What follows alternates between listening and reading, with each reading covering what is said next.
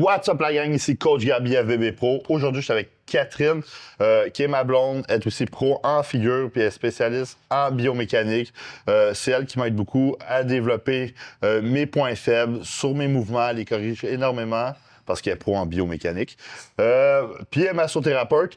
Dans le fond, on va voir comment bien faire un bench press aujourd'hui. C'est sûr que il y a des bench press qui sont plus pour le powerlifting. Je n'entrerai pas dans cette technique-là parce que le but de ce genre d'exercice-là, c'est la performance au niveau de la charge. Dans nous, ce qu'on fait, c'est le développement musculaire, donc c'est vraiment autre chose. Il n'y a pas 45 façons de le faire, mais la chose la plus importante, c'est de comprendre que quand tu fais ton bench, ça, c'est toi couché sur un banc. Si ton bras est loin comme ça, donc les benches prises larges, comme ça ici, plus ton levier est loin de ton centre, plus ton épaule est instable. Puis quand ton épaule est instable, tu augmentes les risques de blessure, puis tu diminues tes performances également. Si tu fais un bench avec un genre de 45 degrés, fait que tu n'es pas nécessairement close grip comme en triceps, mais tu as un petit angle ici, tu vas aller chercher du triceps, du front delt, mais du pec aussi.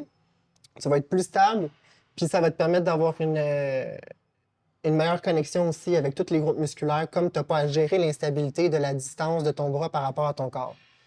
La seule chose, par exemple, qu'il faut regarder avec ça, oui, tout le monde peut faire un bench, puis tout le monde peut penser qu'il le fait bien, sauf que la mobilité du haut de ton corps puis de ton épaule va faire en sorte que tu peux scraper ton bench puis te faire extrêmement mal à l'épaule. Fait qu'on va aller voir avec Gab tantôt comment bien s'installer, puis comment peut-être faire des exercices aussi pour prévenir ce genre de choses-là. Mais encore une fois, c'est pas très compliqué. 2-3 trucs, puis vous allez être bon pour faire du bench comme les pros. OK, on va vous faire la démonstration de comment bien faire un bench press. Donc là, on a l'honneur d'avoir Gabriel qui va nous exécuter un bench. Pas de poids, fait que pas trop challengeant pour lui, mais juste pour vous montrer la forme de quoi ça a l'air. Tu peux y aller. OK. Laisse ta barre là. Fait comme j'expliquais tantôt, au niveau de l'angle du bras, en ce moment, il y a un angle d'à peu près un 45 degrés.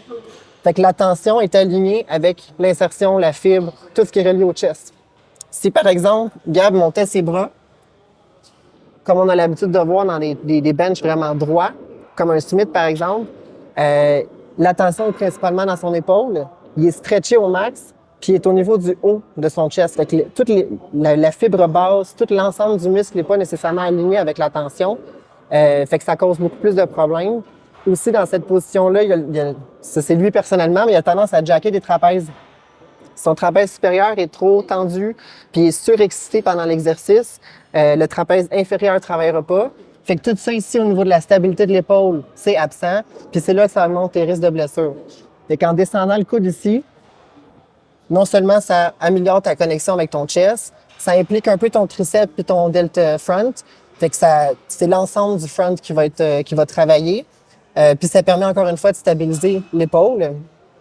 La seule chose que j'aurais à dire à Gab, par exemple, c'est que là, ici, là, il a tendance à créer une lordose au niveau du bas du dos. C'est pas mauvais en soi, parce qu'il n'y a pas de charge sur sa barre. Sauf que s'il se met à forcer comme ça, l'intégrité du tronc, là, ici, ses abdos sont trop étirés, fait qu'il y a moins de stabilité au niveau du tronc en général. Fait qu'il faudrait juste qu'il bascule son bassin un petit peu. Bascule, B. Ouais. Il n'est pas habitué. Fait qu'à ce moment-là, tout l'ensemble du corps est protégé, est rigide, puis est prêt à pousser. Tu peux raccrocher ta barre.